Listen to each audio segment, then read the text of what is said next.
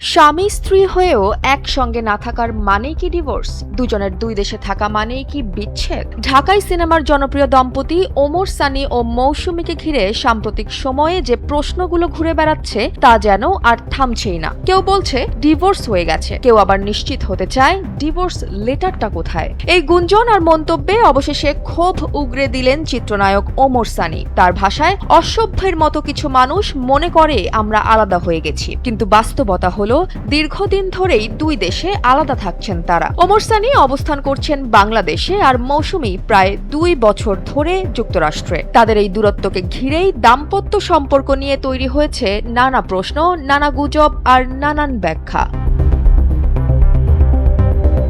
কিছুদিন আগে একটি চলচ্চিত্র সংক্রান্ত অনুষ্ঠানে আবারও এসব প্রশ্নের মুখোমুখি হন ওমর সানি। সেখানে তিনি বলেন, প্রতিনিয়তই শুনতে হয় তারা নাকি আলাদা হয়ে গেছেন, তবে এসব কথায় তিনি বা তার পরিবার মোটেও চিন্তিত নন। তার মতে, কিছু মানুষের মানসিকতাই এমন যারা অকারণে গুজব ছড়াতে ভালোবাসে।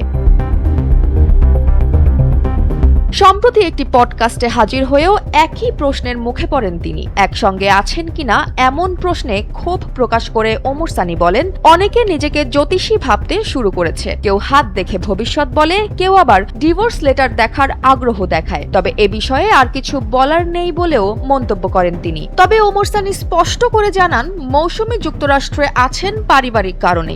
জানা যায় তার শাশুড়ি দীর্ঘদিন ধরেই অসুস্থ, তাই তার মায়ের পাশে থাকাই এখন মৌসুমীর সবচেয়ে বড় অগ্রাধিকার। সেখানেই রয়েছে তাদের 22 বছর বয়সী কন্যা সন্তান ফাইজা ওমর, যার দেখাশোনাও জরুরি। ওমর সানির ভাষায়, এমন সময়গুলোতে ত্যাগ স্বীকার করতেই হয়। আমাদের উঠতি বয়সী মেয়েকে আমরা বেলাল্লাপনা করার জন্য বিদেশে পাঠাইনি। অপরদিকে মায়ের পায়ের নিচে সন্তানের বেহেস্ত, তাই মেয়ে এবং মায়ের দেখাশোনা করতেই মৌসুমী যুক্তরাষ্ট্রে অবস্থান করছেন। তিনি আরও জানান, প্রতিদিনই তারা নিজেদের পারিবারিক ফেসবুক গ্রুপে কথা বলেন, আর খুব শিগগিরই তাদের দেখা হবে বলেও আশাবাদী এই অভিনেতা।